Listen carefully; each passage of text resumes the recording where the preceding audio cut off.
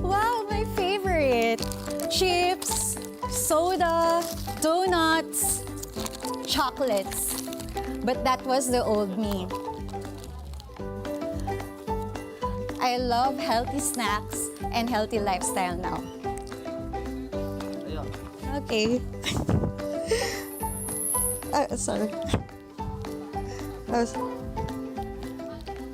Okay. Yeah. Relax lang.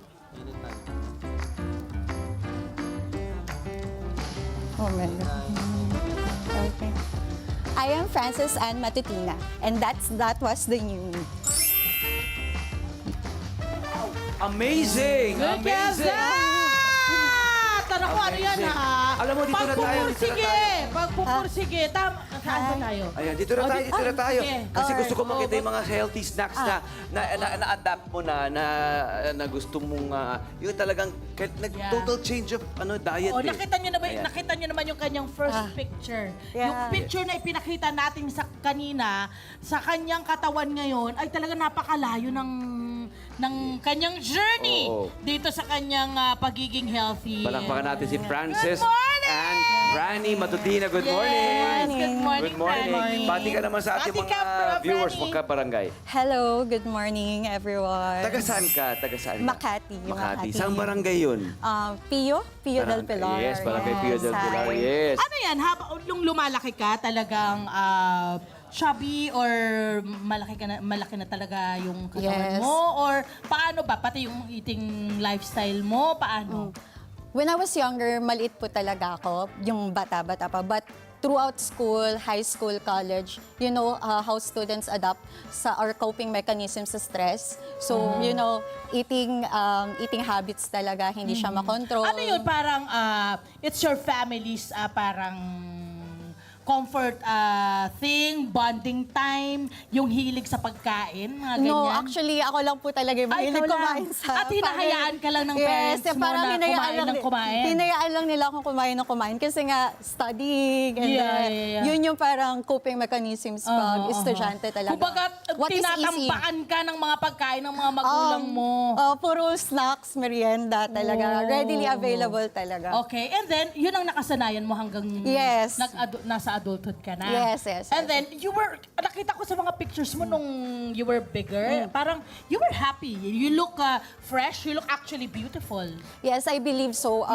Kasi innate talaga na I'm positive inside Okay. regardless of what size I am before. Parang I'm confident. Yung family mo ba, never kang parang, wala ka na rin? Kasi yung usually, yung mga kamag-anak, minsan mga magulang pa mismo ang magsasabi sa mga bata ng, taba-taba mo, ganito ka, diba? Of May course. mga ganon. Ikaw ba noon ay nakaranas ng ganon? Or hindi ganon ang mga environment na meron ka? Of course, ganun yung parents kasi concerned sila sa health ko din. Nakikita nila. Only And- parents naman would. Yes, correct, correct. Oh, best Tell you that, talaga. oo. And They that want time, the- matigas Pero ang ulo. maayos naman silang Best magsabi. intention. No, criticize din talaga. Pero of course, they would want na mag-move But talaga always ako. with the best intention. Yes, Yes, tama. yes, Ang yes, pinanggagalingan niya na I love and care. Yes, that's So, right. Franny, can you share kung ano yung heaviest na weight mo noon?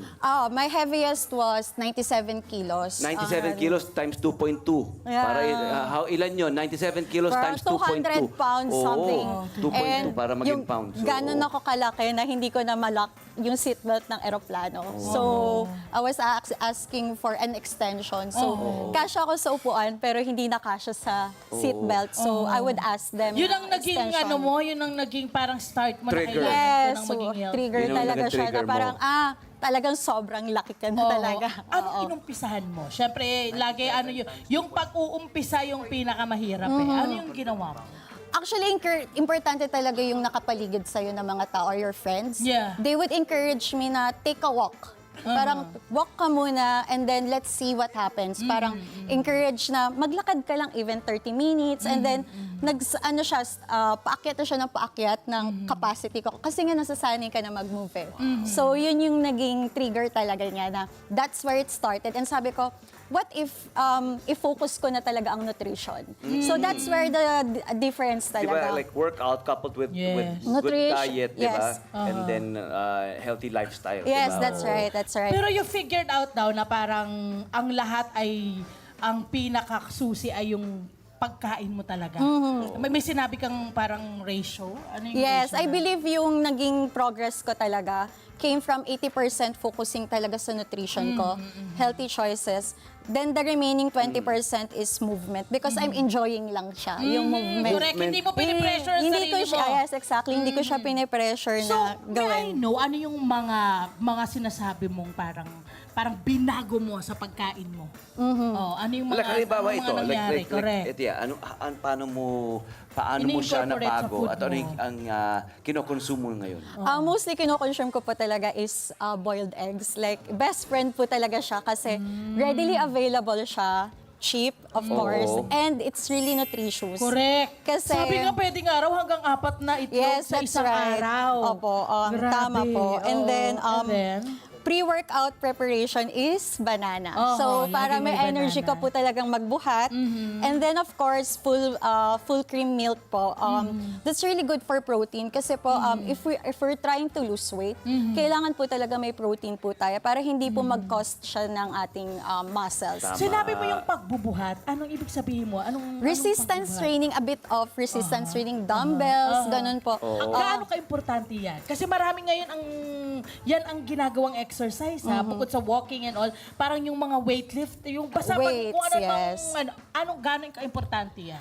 Very important siya as we grow older kasi as we grow older nawawala po ang muscles natin. So it's very important na talagang nasa-stretch natin yung muscles natin. So and mas mapapabilis din po yung consuming din po ng blood sugar for that. That's really good. So I could eat while still enjoying yung workout. So very important po talaga yung weight training. I really Yung encourage. combination na yun, ano? Hindi Yes. na puro workout, or Correct. puro food, diet. Yes, Also, one notion din, akala natin kasi mga kabarangay, pag sinabi natin diet, akala natin diet Hindi papapayat. kakain. Yes. Diet, yung eating lifestyle Tama, nyo.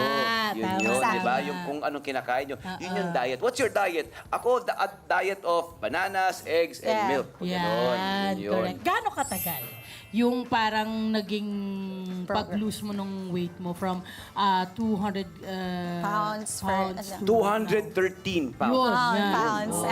Right now, I'm at 62 kilograms right now. Wow, ang laki. Amazing! Uy, parang palakpakan naman natin. Mahusay! Inspiring. Yeah. It took me 1.5 year. I started June Very 2024. And then until now. And I think for the rest of my life, since yun talaga yung, that's the main goal. Commitment na to. Correct, Opo, correct, commitment correct, siya. And correct. how do I enjoy my life is through healthy lifestyle talaga. Okay, narinig nyo yun, inabot siya ng 1.5 years. Hindi niya minadali Hindi overnight ang kanyang nangyari. journey. Hindi overnight, hindi crash dieting o Yes. yung ginugutom ganun. ng sarili. Oo. Ganon ang ginawa mo. Masasa- Ikaw ba ay nagpa-check up sa doctor Yes, first bago of mo course. ginawa itong mga ito? Yes, Oo, apo. muna. Nagpa-consult po muna ako sa doctor. I was diagnosed as borderline, pre-diabetic. So, hindi po talaga ina-advise exercise agad, but focus first on your food selection or Yun. nutrition.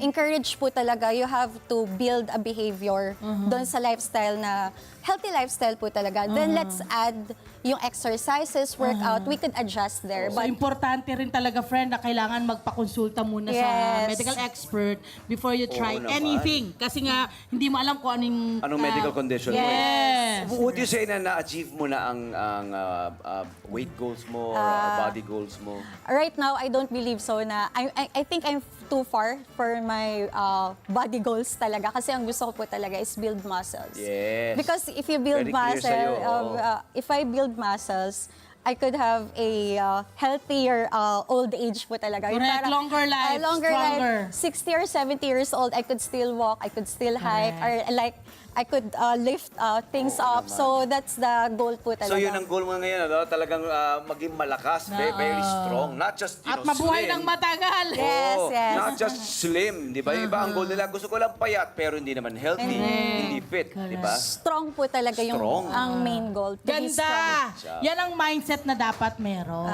Maraming salamat! Thank you. Franny, of course, sana ay, well, naabot na niya yung goal na gusto niya dahil nadidisiplina niya ang sarili niya. So, I'm sure kung ano man yung mga iba pang niyang goals, beautiful. Mas may inspire pa ang ating mga kabarangay dyan. Oo, hindi naman kababayan ang na-inspire ni Lahat Franny, yan. di ba? Mga kalalakihan din. And also, Correct. di ba, anyone na may same na pinagdaraanan, di ba? Yes. Humugot lamang ng inspirasyon mula kay Franny. Yes! Ayan. Alright. May message ka ba sa kanila? Yes, everyone, please start your journey as early as now. Huwag kayong mag-start when you feel ready. Just do it now. Kasi if you were going to rely sa feeling na ready, hindi siya magsa-start eh. Just start today. So, yeah, that's my final message for everyone. Amazing. Yes. Keep Good inspiring, job, Franny. Franny. Salamat. Stay fit, stay healthy, stay stronger. Di ba? Now more than ever, Yeah. keep inspiring. Maraming salamat. Thank you. Hi! Sumama mo! Dyan na mga Kanet 25. This is Love and New Verbo. For more love, to the pet, and everything updates, just click the subscribe button and follow us on our Net25 social media pages at Net25 TV and Net25 Entertainment Facebook. See ya. I love ya.